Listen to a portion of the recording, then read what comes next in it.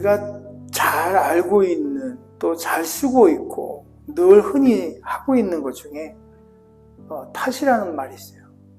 영어로는 조금 우리 본문에 보면은 거기에 blame이라고 나와요. blame. 누군가를 blame하는 거예요.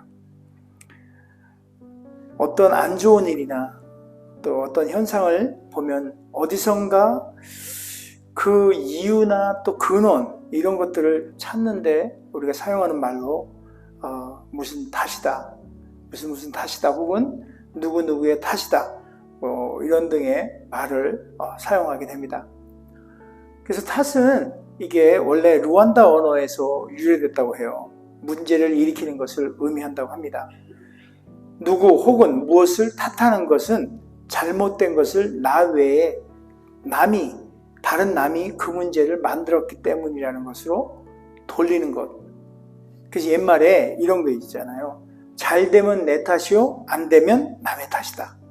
그리고 부모 탓하고 조상 탓하고 그러는 것들로 자신의 과오를 인정하지 않고 남의 문제로 삼아서 자기의 어떤 위로, 자기 위로, 스스로의 위로, 또 그 문제에 대한 어떤 이렇게 책임에 대한 문제의 회피, 그런 인간의 어떤 하나의 그 이기적인 생각들을 나타내는 것이에요.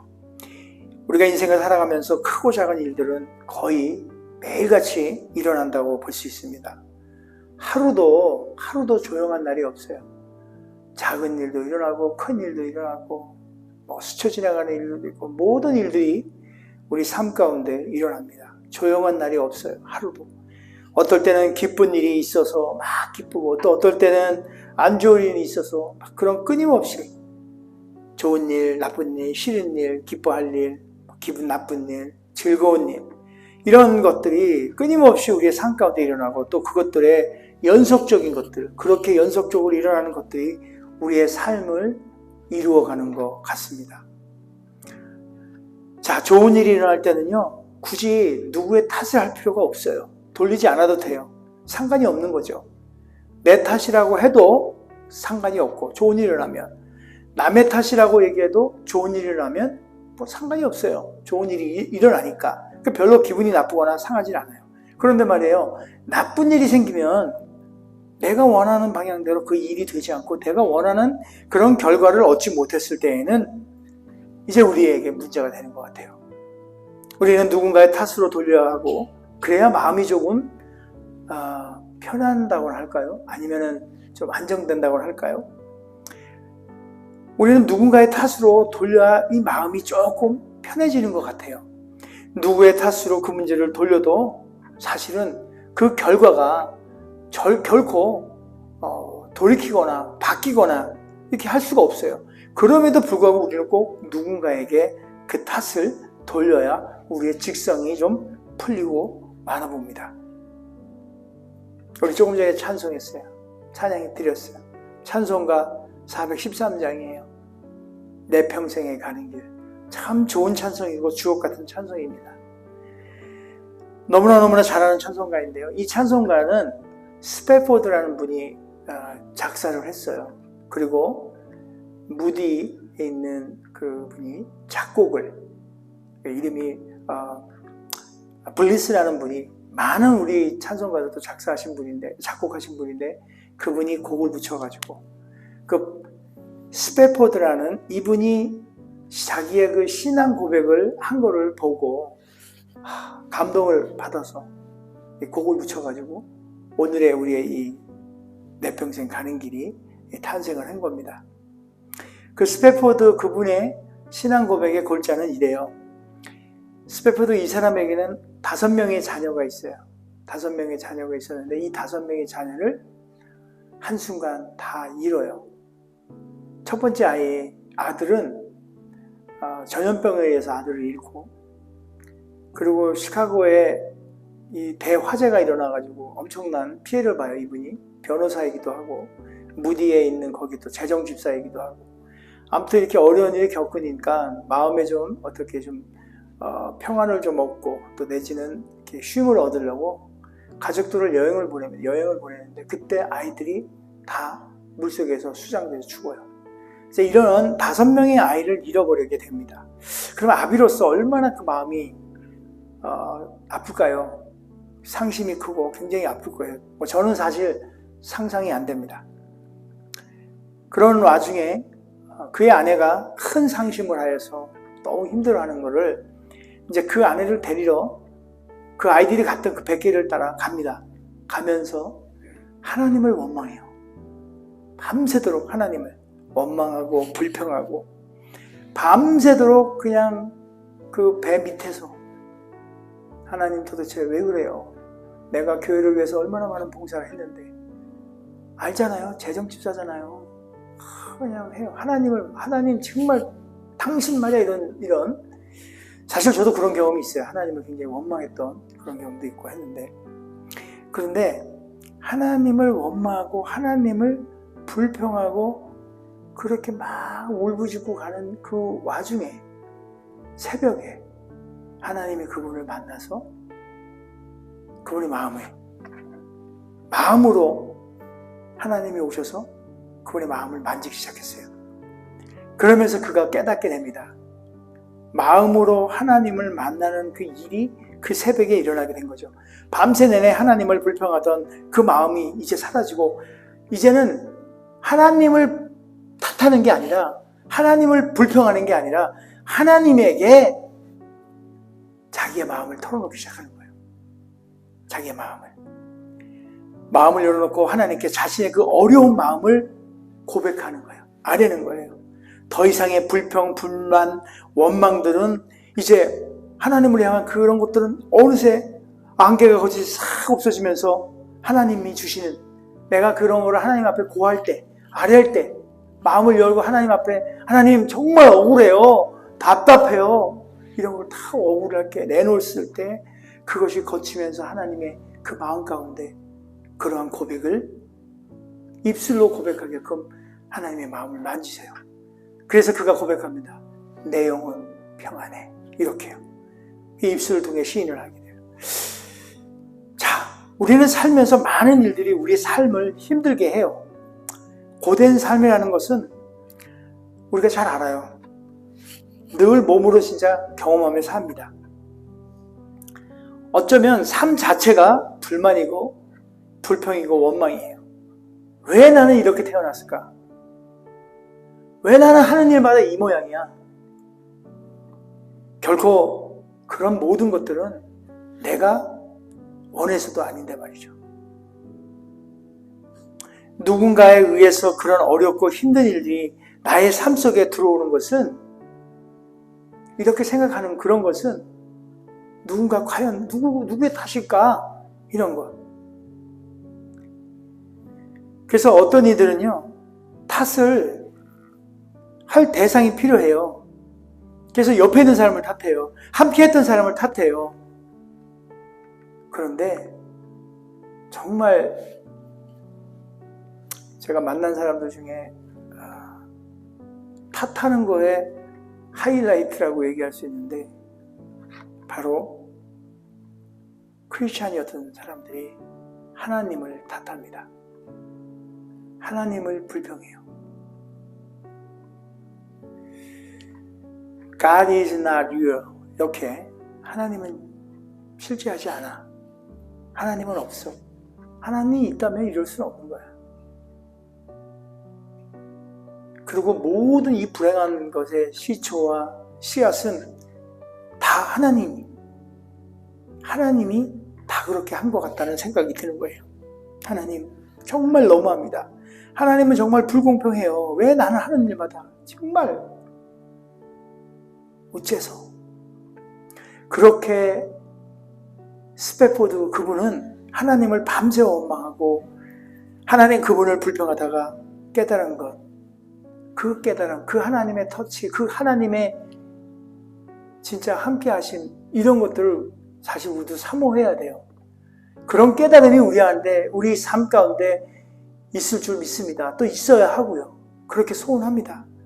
하나님을 탓하는 것에서 하나님께 아뢰는, 하나님께 고하는 것을 깨닫는 저와 여러분이 되시기를 정말 주님의 이름으로 축원드립니다. 우리의 인생이 아무리 힘들고 어렵더라도 하나님을 불평하는 그런 하나님을 탓하는 그런 행동, 그런 건 정말 이기적인 행동이고요. 믿음의 사람이 결코 해서는 안 되는 행동입니다.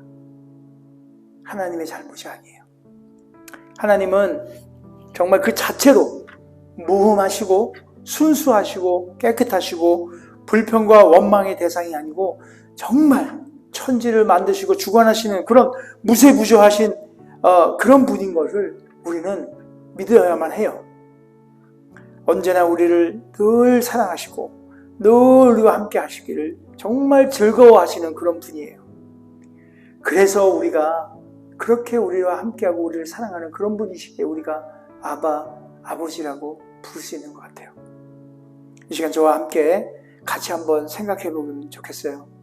우리가 갖고 있는 문제나 또 어려움 이런 것들에 대해서 우리는 지금 우리 스스로는 그 문제에 대해서 어떻게 반응하고 있는지 한번 우리 스스로를 돌아봤으면 좋겠어요. 어려움이 있나요?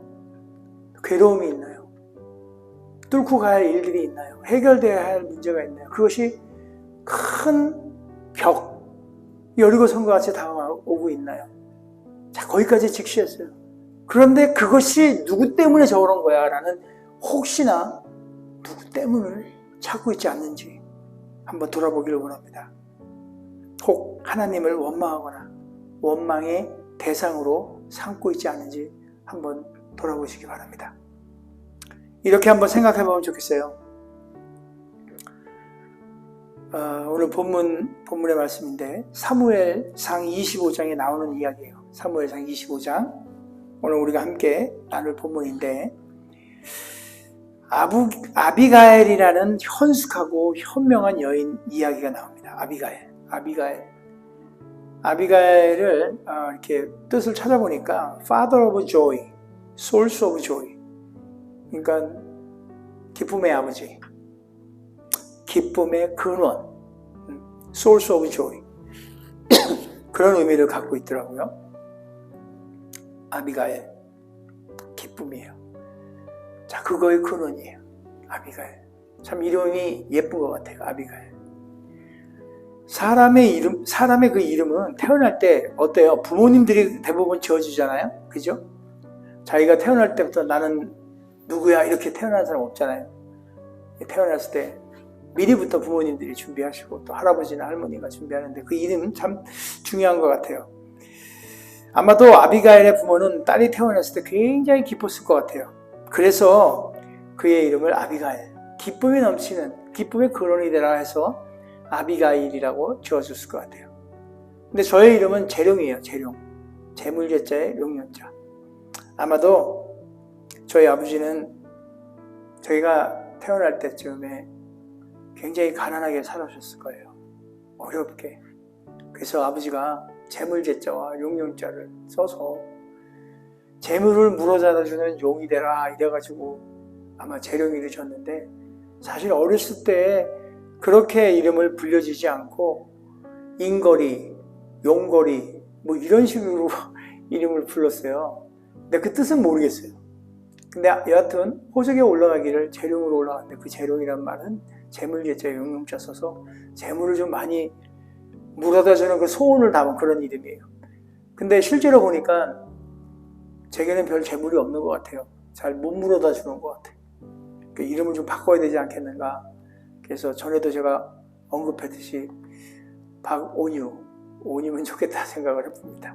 아무튼 그건 딴 얘기고요. 오늘 25장, 사무엘상 25장에 등장하는 아비가엘은 정말로 총명하고 용모가 아름다운 여인이었어요. 그리고 나발이라는 사람의 아내라고 성경은 말하고 있죠. 그죠? 총명한 여인 아비가엘의 남편 나발은 그가 사는 지역에 꽤 큰 부자였던 것 같아요.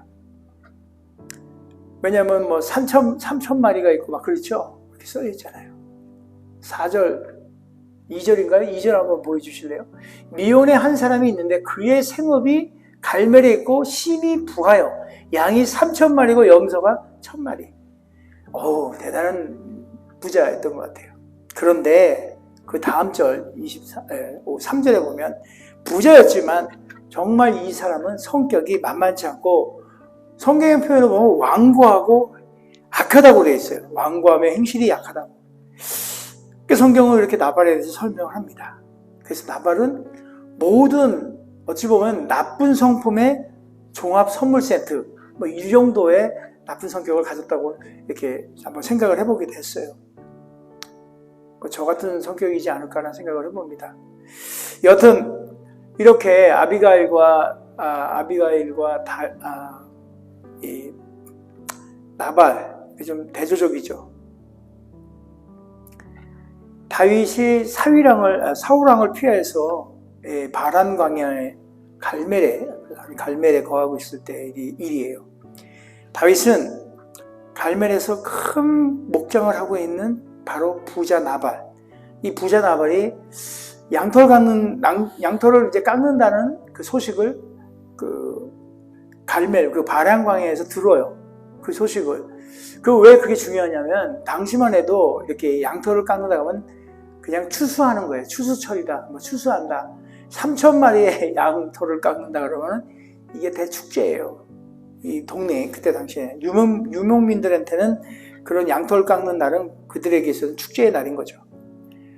그리고 고대 그 근동사회에서는 양털을 깎을 때 그 음식들을 장만해서 그 잔치를 베풀어요. 동네 사람들을 이렇게 초청하고 손님들 맞이하고 막 아주 어제가 우리 추석이었잖아요. 그렇게 아주 큰 잔치들을 벌리는 그런 상황이었어요. 그때 다윗이 나발에게 보내요. 자기의 소년들 10명을 추스려서 보내는 거예요. 뭐라고 보내느냐? 가서 이러이러 하니까 음식을 좀 나눴다고 이런 전가를 했죠. 그런데 나발은 다윗이 보낸 소년들을 환영하지 않고, 보통 이제 환영해야 돼요. 근데 이 완악한 자라 환영하지 않고 다윗을 비난하며 마치 그 왕을, 사울왕, 그죠? 사울왕을 배신한 대역적 취급을 하면서 아주 그냥 박절하게 이렇게 돌려보내요. 그래서 다윗은 좀 화가 났어요. 분노가 이렇게 머리끝까지 시물어서 자기 부하들, 다윗이 데리고 있던 부하들 중에 400명을 칼을 차라 그래요. 400명에게. 칼을 차라, 이 말은 뭐예요? 가자! 이놈 혼내주러! 이런 뜻이잖아요. 나발을 치러 올라가게 됩니다. 이렇게 그 사이가, 그 순간의 어떤 사이가 아주 급박한 상황이 되었는데, 여기서 이제 우리가 주목해야 할 아비가일입니다. 아비가일, 이 총명하고 현명했던 여인 아비가일은 그녀의 하인들에게 시켜서 다윗과 그의 식솔들이 충분히 먹을 수 있는 양의 음식을 준비해서 다윗을 만나러 갑니다. 그 25장에 나오는 그 이야기들이에요. 그래서 이제 그걸 이제 딱 만나러 가요. 그러면서 이제 먼저 그러니까 사절단이라고 해야죠. 그들이 앞에 보내고 아비가일이 뒤를 따라갑니다. 그러면서 다윗의 그 군대를 만나요. 만날 때 아비가일이 바로 다윗을 만나자마자 아비가일은 나귀에서 뛰어내려서 다윗 앞에 쫓아가서 다윗 앞에 가서 무릎을 꿇고 얼굴을 땅에 대요. 완전한 그 어떤 복종의 의미죠, 그죠? 얼굴을 땅에 대고 이렇게 말해요. 거기 그게 25장, 24절 거기 나오는데 그 이후에 말들이 쭉 24, 25, 26 쭉 나오는데요. 그 말들을 아비가일이 다윗에게 했던 말들을 좀 정리해보면 이래요. 첫 번째, 이 여정의 말에 귀를 기울이세요. 귀를 기울여달라고. 두 번째, 나발이 한 말 개의치 말아주세요. 나발, 그 뜻이요. 미련한 자다라는 뜻이래요, 나발이. 근데 이제 부모가 태어난 자식 보고 미련한 놈, 못생긴 놈, 이렇게 짓진 않죠. 옛날에 우리는 오래 살으라고 하도 어려서 태어나면 죽잖아요. 그래서 아주 천한 이름을 지으면 오래 산다고 그래가지고 개똥이, 말똥이, 소똥이 막 이렇게 졌잖아요. 그리고 외정시대 때는 일본식 이름을 해야 되니까 순자, 영자, 미자, 말자 이렇게 지잖아요. 근데 아무튼 나발이라는 미련한 자라는 뜻을 가진 걸로 이름은 졌지 않을 거라고 생각을 해보면서 제 생각에는 후대에 그 사람의 닉네임, 점점 미련한 팔풀이 같은 미련한 놈. 이렇게 할 때 그냥 누구 뭐 이렇게 좀 이렇게 애칭같이 아마 그러지 않았을까? 뭐 성경에 나와 있지는 않지만, 분명은 안 나왔지만, 아무튼 성경에서 배운 나발이란 말을 하니 우리가 나발이라고 생각을 하겠죠. 하여튼 아무튼 두 번째 아비가일이 다윗에게 그러는 거예요. 첫 번째로 내 말에 귀를 기울여 주세요. 두 번째로 나발이 한 얘기는 좀 신경 쓰지 말아주세요. 개의치 말아주세요. 그리고 세 번째 참 중요한 말을 해요. 다윗을 이제 주라고 표현하는 거예요. 상전을 그때만 해도 나의 주시오 막 이러는 거예요. 주의 손으로 피 흘려 친히 보복하는 것을 여호와께서 막으셨나이다. 하찮은 피를 흘려. 그러니까 다윗이 복수한다고 해서 죽여버리고 뭐 칼을 쓰고 그렇게 해서 다윗 왕 주님 다윗이 스스로 피를 흘려가지고 당신의 인생에 걸리는 것이 있게 하지 말으세요. 그러니까 저 하찮은 인간 손대서 피 흘리는 그런 쓸데없는 일, 하나님이 좋아하지 않는 일 하지 말으세요 라고 세 번째 얘기를 해요. 그리고 네 번째, 그러면서 이제 다윗의 입장을 헤아리는 아주 현명한 얘기를 하는데, 내 주를 헤아려는 자, 다윗을 헤아려는 자, 내 주를 헤아려는 자들과 같이, 자들은, 그러니까 다윗왕을 헤아려고 하고 있는 모든 이들, 그 상황을 안 거죠. 그들은 다 나발과 같이 될지어다 이러는 거예요. 미련하게 되라. 이렇게 이제 위로하는 거죠. 그리고 또 다섯 번째는 다윗, 내 주, 당신의 생명은 내 주 여호와 하나님의 생명싸개 속에 쌓여서, 그러니까 하나님의 그 보호 안에 있어서 원수들이 주의 생명을, 그러니까 다윗의 생명을 헤아리려고 하려고 해도 헤아릴 수 없으며, 오히려 원수의 생명을 여호와께서 물맷돌 던지듯이 하게 하소서. 다윗이 골리앗을 할 때 물맷돌 5개를 하잖아요. 던지잖아요. 그렇게 다윗의 원수되는 자들의 생명을 물맷돌같이 다윗 왕의 손 안에서 이렇게 하라고 아비가일이 어찌 보면 아부일 수도 있어요. 그러나 다윗의 마음을 녹일 수 있는 충분한 말이에요. 그리고 여섯 번째, 마지막으로 여호와께서 내 주를 후대하실 때 원컨대, 그러니까 하나님이 나의 주 다윗에게 후하게 대하시고 이러실 때, 다윗 왕이요, 여종인 나를 생각하소서. 내가 이렇게 해서 당신이 피를 묻히고 그런 죄악된 것들을 다 돌리지 아니하도록 내가 이렇게 와서 이렇게 한 것들을 했을 때 나를 잊지 말아달라고 그래요. 그렇게 아비가일이 다윗에게 한 말은 정말 구구절절히 다윗의 그 분노한 마음, 이것을 그냥 한 방에, 그런 마음이 다 녹아내리고 누구로들이기에는 아주 충분한 그런 말이었어요. 자, 분명 나발의 그 불의한 행동에 의해 벌어진 일임에도 불구하고 아비가일은 나발에게 탓하지 않아요. 그럴 수 있잖아요. 당신 뭐 하는 거야 이게 지금, 죽으려고 환장했어? 막 이럴 수도 있고, 그죠? 오히려 나비를 그것처럼 해가지고 그러면서 이렇게 할 수 있잖아요. 그렇게 탓하지 않냐고 오히려 다윗 왕에게 가서 그래요. 나에게 돌리옵소서. 내 탓으로 해달라는 거예요. 그러면서 간청하고 용서를 빈 거예요.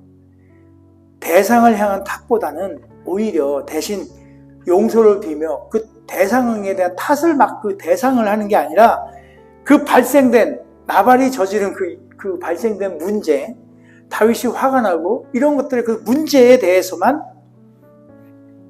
아비가일은 말하는 거예요. 아주 지혜로운 행동이라 사료됩니다.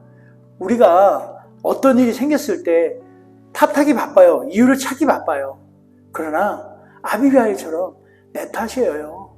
그러면서 문제만 바라보고 그 문제에 대한 해결을 찾는 것이 어찌 보면 우리가 살면서 굉장히 지혜롭게, 그래서 다윗 왕이 사람을 또 죽여버리는 그런 피를 묻히는 그 일을 하지 아니하도 할 수 있도록, 나뿐만 아니라 내가 지금 처해 있는, 함께하고 있는 공동체, 사회의 동료, 친구 모두에게, 가족, 일원들, 이들의 죄와 이들의 어떤 문제들을 탓할 것이 아니라 그 문제를 나의 문제인 것처럼 생각하고, 그것을 정죄하거나 이런 게 아니라 그것을 하나님 앞에 아뢰고 해결하려고 하나님 앞에 지혜를 간구하고, 그 마음이 불같이 타오르는 그 마음을 누그러들 수 있는 그러한 행동이 참 지혜로운 행동이 아니냐라는 생각을 해봐요.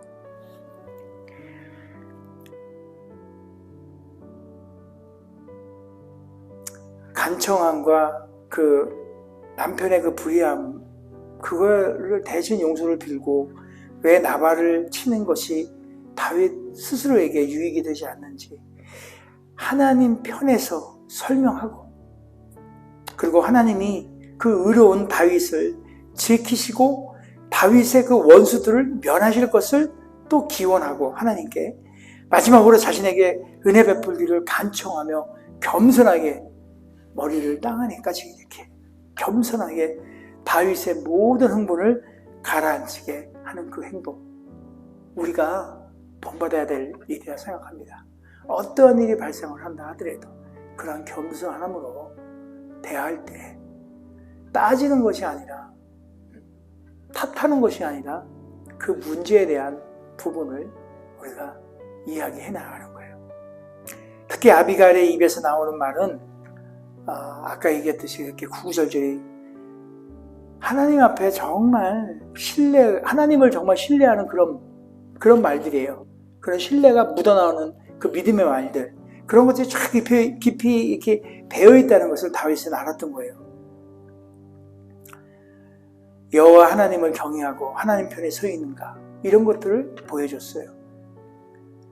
분명히 다윗은 아비가일의 그 여호와 하나님을 경외하는 그 믿음에 어쩌면 감동을 받지 않았나 생각을 해봅니다.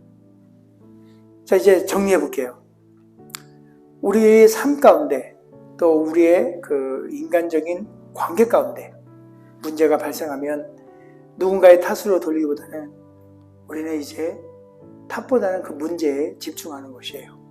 그리고 그 문제에 대해서 그 누군가에게 불평을 하지 아니하고 오히려 본질적인 그 문제에 대해서 조금 생각하고 조금 집중해 줄 필요가 있어요. 더 이상 남의 그 탓을 하지 않고 문제를 이제 직시하며 해결하는, 그 문제를 해결하는 데 집중해야 될 것입니다. 하나님을 불평하지 아니하고 하나님께 불평을 그냥 아뢰는 거예요. 찔르세요. 고자질하는 거예요. 어찌 보면 다른 사람의 어떤 그런 불편함이 있다면. 우리 하나님은 불평의 대상이 아니고 우리를 아주 많이 사랑하시기에 우리의 불평을 언제나 들어주시는 그런 분이십니다. 심지어는 그 불평을 해결까지 해주시고 또 그보다 더한 것들을 우리에게 허락하시는 그런 분이심을 믿으시기 바랍니다. 내 영혼은 평안하다고 고백했던 스패포드가 그랬듯이 하나님께 우리가 갖고 있는 지금 현재의 그 고통의 문제, 불편한 것들 하나님께 고스란히 아뢰을 때에 그와 같은 놀라운 하나님의 은혜가 우리 가운데 있을 줄 믿습니다. 심지어 아비가일과 같은 다른 이의 실수마저도 내 탓으로 돌리고 나의 일로 생각해서 하나님께 아뢰한다면 우리 하나님께서는 우리의 실수와 어려움들을 들으시고 분명히 그것을 말끔히 우리 인생 가운데 제거해 내실 줄이라 믿습니다. 이사야서 49장 15절에 이런 말씀이 있습니다. 여인이 어찌 그 젖먹는 자식을 잊겠으며 자기 태에서 난 아들을 긍휼히 여기지 않겠느냐. 맞죠? 그들은 혹시 잊을지라도 자기의 뱃속에서 태어난 그 아이를, 그 자녀를, 그 어미가 그 자식을 잊을지라도 나는 바로 여호와 하나님께서는요 너를 잊지 아니할 것이다. 그래 우리를 잊지 않을 것이다. 그 여인이 아파서 배 아파 난 그 자녀를 긍휼히 여기지 아니하더라도 그 여인이 잊는다 하더라도 나는 너를 잊지 아니한다. 우리를 잊지 않겠대. 그런 자녀예요, 우리 하나님의. 자녀된 우리를 하나님께서는 한시도 우리를 잊지 않으시고 우리와 함께 하신다고 약속하셨어요. 그러니 이제 우리는 하나님, 그분 한 분께만 우리의 불평과 어려움, 괴로움 등을 아는다면 긍휼히 하나님께서는 정말 어머니와 같은 그런 마음으로 우리를 돌보고 언제나 함께 하실 것입니다.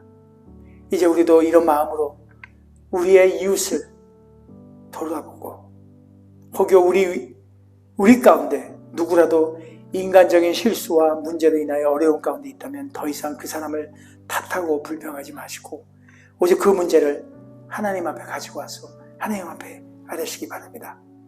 긍휼의 하나님이시고 사랑의 하나님이신 우리 주님께서 듣고 같이 그것을 아파하시고 그래서 모든 지각에 뛰어나신 하나님께서 우리 가운데 평강으로 함께 하실 줄 믿습니다. 바로 모든 문제의 해결 키포인트는 바로 우리 하나님입니다.